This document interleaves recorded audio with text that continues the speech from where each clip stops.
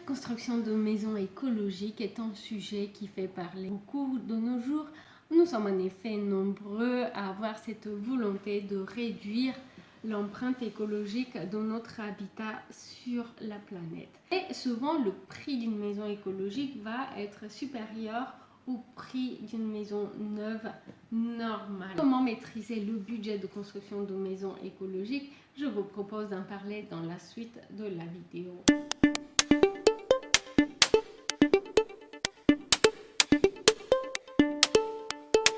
Bonjour, comment allez-vous? Alors, je vous propose aujourd'hui de parler de certains aspects de la maison écologique moins attrayants que son aspect justement respectueux envers la planète et envers l'environnement.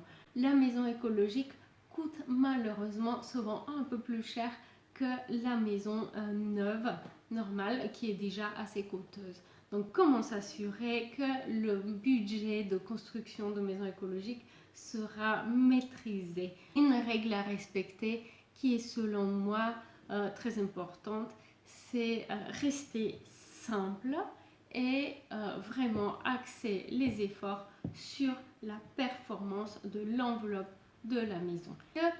Si la réglementation thermique contemporaine est assez exigeante en termes de performance, chaque décroché, chaque complexité sur le plan d'une maison est une possibilité de pont thermique ou d'imperfection de l'étanchéité à l'air, même s'il y a un détail technique spécifiquement dessiné pour cet endroit. Plus l'enveloppe de la maison écologique sera simple, moins il y aura d'imperfections et plus donc sa performance réelle va être proche à celle qu'on avait envisagée pendant la phase de l'étude. Donc rester simple sur un plan de maison assez simple qui est par la suite agrémenté avec par exemple une terrasse en bois couverte ou pas, des brise-soleil, des avancées de toiture, etc.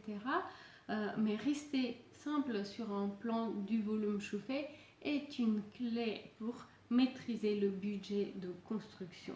Deuxième conseil, c'est une fois de plus rester simple, mais cette fois-ci en termes de gestion des équipements de la maison. En effet, aujourd'hui, il existe de nombreuses solutions de domotique connectée, de maîtriser le chauffage, la qualité de l'air, la ventilation et tout ça à distance, voire de fermer et ouvrir les volets de la maison à distance. Chaque petit extra de ce type-là, bien sûr, va apporter en plus en termes de confort, va réduire la consommation d'énergie, etc. Mais va aussi augmenter le coût de la construction de la maison. Donc, si ce type d'installations sont intéressants, par exemple pour un grand bâtiment, un aéroport, un bâtiment de bureau ou autre, qui va consommer beaucoup d'énergie pour la climatisation, le chauffage, etc.